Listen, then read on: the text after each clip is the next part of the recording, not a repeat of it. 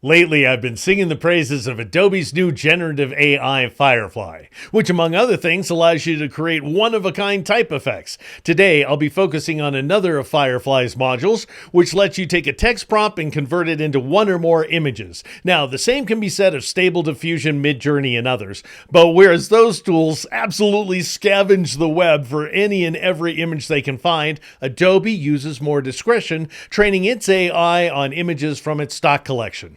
Let me put it this way. If you like the stuff I've showed you so far, you're going to absolutely love this video. Here we are inside Firefly. Notice that we have text to image. We'll come to that in just a moment. Hold your horses. We have text effects, or what I call type effects, as we've been seeing over the last couple of weeks.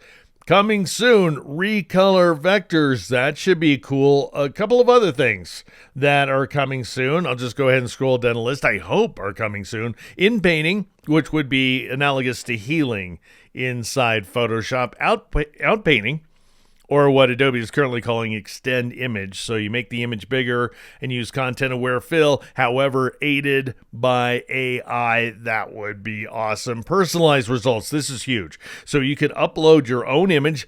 Bear with me. Just calm down for a second. Upload your own images in order to train the AI. Shouldn't be that many images, by the way, and then get a bunch of images back in return. You don't necessarily, we're hoping, I'm clasping my hands together. We're hoping that you don't have to share these with the world, because why would you do that? You can keep them all to yourself. So you're just using Firefly to generate variations on your own custom imagery. Yes, that would be cool.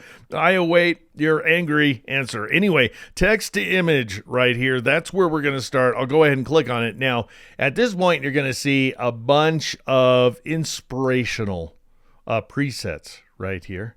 Notice that I'm going to find something that I think is cool. This could be cool right here. Busy amusement park on Mars.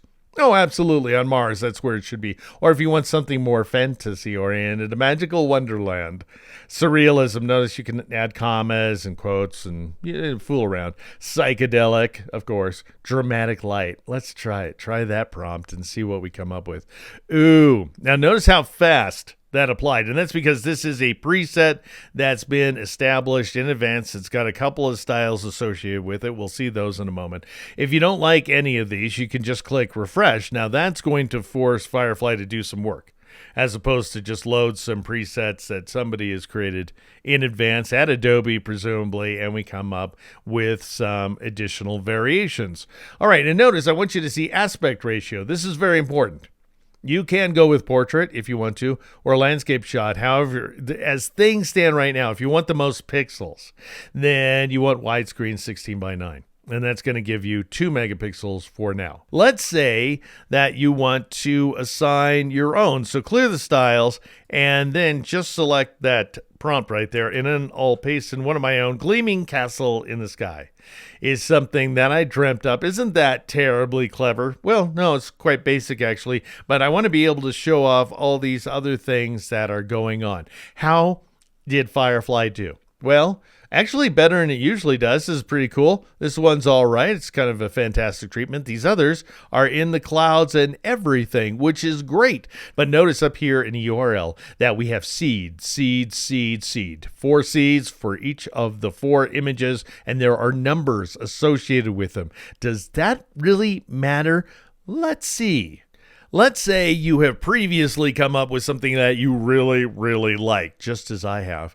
Then you could copy this information up here and then put it in a text editor, right? Save it for later, and then paste it back in with all of your custom seeds that you figured out in advance, and then you have to wait for it to generate up here on screen. But it's actually going to paste in, even if you don't enter the prompt, it'll paste that prompt in there, and it'll come up with these 4 things I came up with in advance for you. Isn't that awesome? Now, this guy's no good. It looks like a stock photo, but these others are mysterious and wonderful. This is my favorite down here. Now, let's say you have a favorite. I want to draw your attention to these 3 icons. That's what they are right now. You've got to download, of course. That's going to download the image as a JPEG, so it's going to apply some compression. Let's say you don't want any compression. You click on the dot, dot, dot, and you choose copy to clipboard and then paste it in Photoshop and then save it as a ping, right? Isn't that great? But this is awesome as well. This show similar button. Then you can basically keep this guy, the guy I love so bad, and you can create 3 similar variations, whatever similar means, as we're seeing right here. And it should be pretty consistent, by the way. You should get the same kinds of similar images over and over again. Want to control things even further? Then click on the dot again and choose this guy, use as reference image. And then you got yourself a slider right here from reference image to prompt. Is this not wonderful? And notice things are pretty similar at this point, but you want them to be more similar? Then trend it toward the reference image, and it's going to regenerate just like we're seeing right here. And now we have some very similar variations indeed. Want to give Firefly a little bit more latitude, then send it closer to the prompt. So we're kind of creating a relationship between the image that I like so bad and the gleaming castle in the sky prompt, at which point I'm going to get a lot more variation, which can be an awful lot of fun. So have at that one. Now I want you to see that we have a few more options available to us, quite a few, actually. Content type. Now these are checkboxes. So in other words, you can only select one. So I could say, well, I want this to be more kind of art. Let's go with that. Then you have styles, and you can apply as many styles as you like. Notice one of the categories of styles. Oh gosh, look at that artwork that it's coming up with. If you want to see one in more detail, by the way, you can click on it, and then you're going to see it in more detail. You're going to see it close to full res. And then if you want it to go away, you just click off. All right, notice that styles, popular styles, this has been out a week and a half. So how are we gauging what's popular and what's not? But chaotic, that's always good. Let's do layered paper. And then I'll scroll down the list. We got color and tone, lighting, and composition. I want you to remember that. So we've got styles. I'm going to be showing you tons and tons of styles that are divided into categories, movements, themes, techniques, and so forth. And then we have color and tone, lighting, and composition, which are going to add more tags. See these tags right here, art, chaotic, and layered paper. You can turn off a tag if you don't want it. That's an option. I'm going to switch just for demonstration to black and white for a moment, so you can only apply one of these at a time. And then in addition to heaping it on top of all the other stuff, and then lighting, I'll go with dramatic lighting. Composition, yeah, we'll see more composition options. And then I'll click generate, and that will cause the Firefly to look at all this stuff right here and add it to my prompt, and the fact that I like this, initial image, and we're getting some very black and white effects. And that's not always going to be the way it is. And in fact, maybe you can tell by my voice that I'm surprised, because usually it has some color at work inside of it. And then you could basically take this image, for example, really cool, and bring it into Photoshop. And speaking of Photoshop, here we are for a guided slideshow, which is probably the most exciting slideshow ever made, if I do say so myself. So here's the prompt, gleaming castle in the sky. Just want you to see that. And now we're going to mix it with a bunch more stuff. So remember those content types. We have 3. I don't know what's so special about them, but there's photo. So is that more photo than this? I don't know. Maybe. Then we have graphic, the other half of photo, don't you know? So this would be a graphic rendering with a lot more contrast in those background items. I am letting these castles vary a little bit. I'll tighten things down at various points in a slideshow that is, you'll see. And then we have art. So this is somehow more art than graphic. Don't know why. Anyway, then I'm going to turn those off. You can clear the styles and start again, which is what I'm going to do. As we look at color and tone, I'm just going to show you 2 of these. So this is black and white. By the way, it does oftentimes leave colors in, especially yellows and blues I'm finding, but that might just be a function of my prompt. But isn't that, what is going on there? That is so cool. And then, vibrant color. This is why I don't feel like I need to show you every single one of these, because you can make your own vibrant colors in Photoshop, don't you know? But still, not very cool stuff happening here. Let's move on to lighting. I'm going to show you a lot of the lighting options, and also I'm kind of keeping things tamped down. which is something you can do. You can just kind of keep the same images rolling if you want to for comparative purposes. So this is backlighting, lighting coming in from the back as well as from these windows right here. And then this is dramatic lighting. Okay, more drama going on, I guess. Different kind of lighting down here. Notice that the windows are starting to light up a little bit in the building. Then we got way more windows once we go to the golden hour, the sweet time of twilight, and more, light down here at the bottom. If I switch to studio lighting, that just turns on all the window lights. We get a lot of blue lights going on. But notice I'm keeping things pretty consistent here. That is something you can do if you're just careful. And low lighting. This is the low lighting setting right here. All right, composition, moving right along. Blurry background. Sure enough, the background is blurry. See how oranges and oranges, I'm keeping things here. I really want you to see what's going on, or get a sense anyway. Blurry background. How about wide angle? Wide angle tends to produce a flat focus effect. Very cool.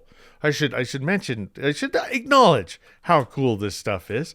Here's narrow depth of field. So curious that this area in the background is in focus, and then these windows right here, but this area not so much in focus. So I guess we're kind of in tiny town here, whereas macro photography, this is really a tiny itsy bitsy little castle, and we're just focusing in on it with our big giant macro lens.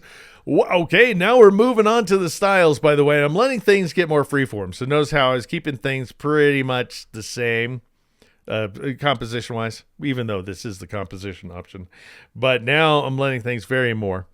And we have movement. This is one of those styles I was telling you about. Hey there, sorry to interrupt, but you know how we're just starting to look at styles? Well, there are lots of them. So many, in fact, that I can't show them all to you right now. So here's what I'm going to do. I'm going to show you most of them, nearly 40 styles in all, but that still leaves 24 styles undiscovered. What to do? Join my Patreon. I mean, just look at this. You can render your images in colorful clay, shiny metal, or intricately carved wood. That's patreon.com/geeknow. And now, back to the mesmerizing world of AI graphic styles. This is the first movement, Baroque. This is in alphabetical order. They're not really organized alphabetically, and I'm sure they'll change. But for now, if we were to review them in alphabetical order, Baroque, so all kinds of fancy architecture going on. We've got cyberpunk. All right, that's more modern, don't you think? And it's just a glowing ramp of color right here, of yellow. There's some kind of lightning thing going on, upper right corner. And cubism. This one works really well where cubism is concerned. Not the most successful style overall, but sometimes it works wonders. I think this is really great. Fantasy, but of course, Lord of the Rings, etc. I'm gathering. Oh, also your Hobbit. And now we have maximalism, so all kinds of wonderful, bold design decisions heaped on top of each other, as compared with, you want to tone things down, minimalism. Isn't that nice? So very, very cool, I think.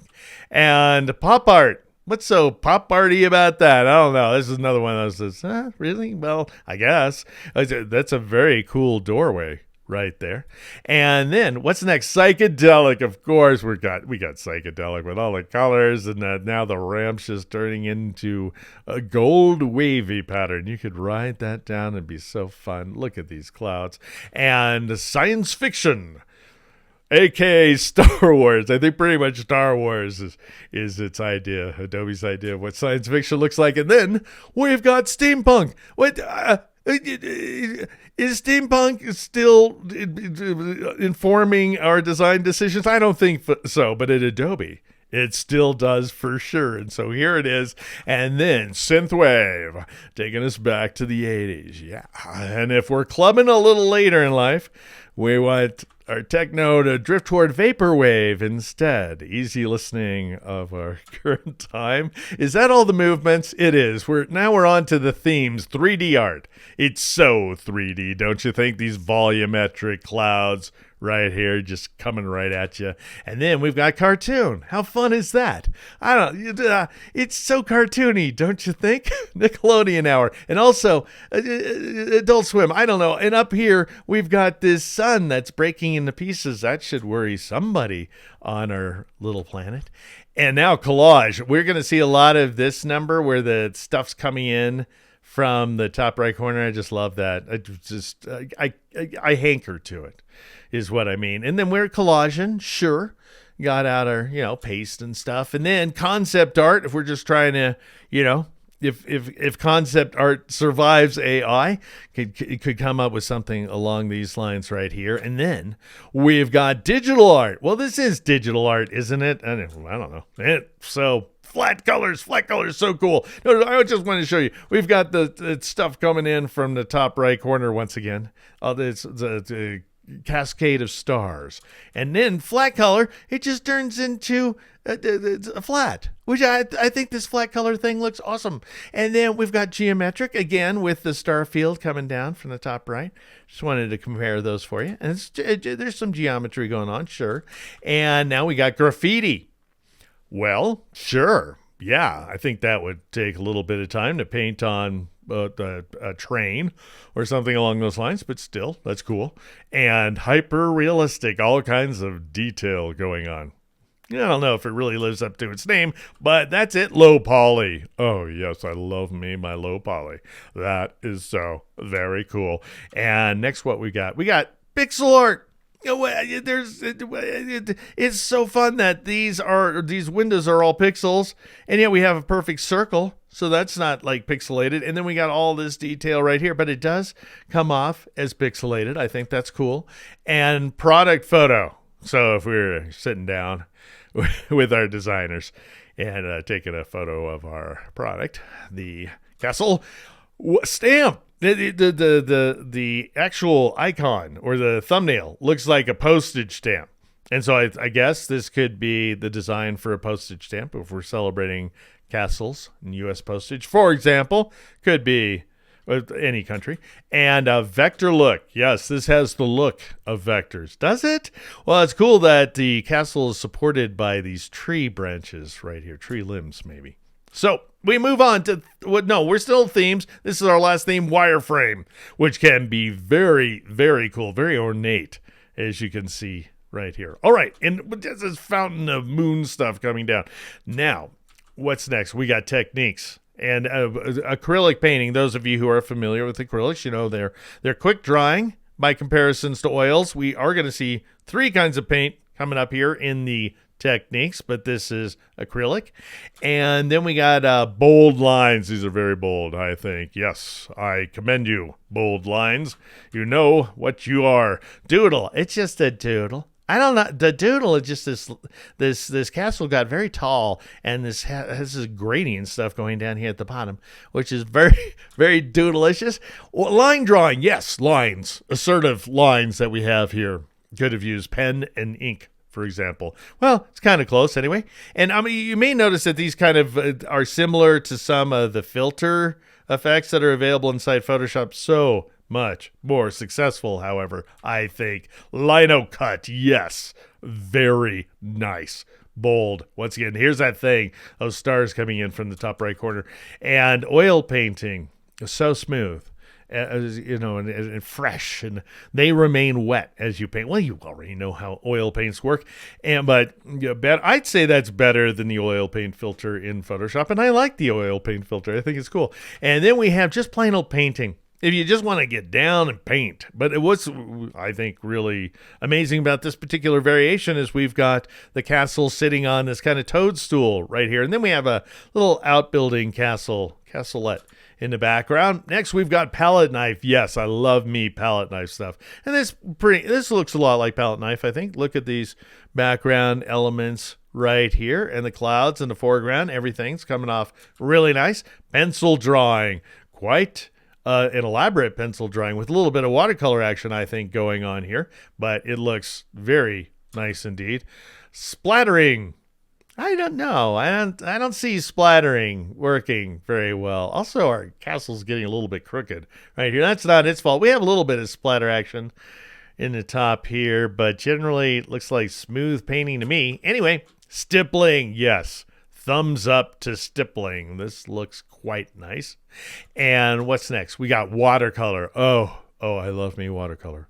I don't know about you. They're just so fun. And this looks pretty darn great. It looks a little bit like we added some acrylics on top of the watercolor, but you know, you could pull that off potentially using watercolors. And I think that's the end of our slideshow. We are now back to Gleaming Castle in the Sky. And that, my dear friends, is just a taste of what you can do. Just the infinite realm of what you can imagine using text to image in Adobe Firefly. Thank you so much for watching. Feel free to like, subscribe, and turn on notifications. And I'll just say this. If you liked what you saw and you want to learn more, go to patreon.com/DeekNow and then go to Deek.com and sign up for my newsletter. And if you're interested by any chance in signing up for the Firefly beta, check out the link below. I'm Deke McClellan. This is Deek Now.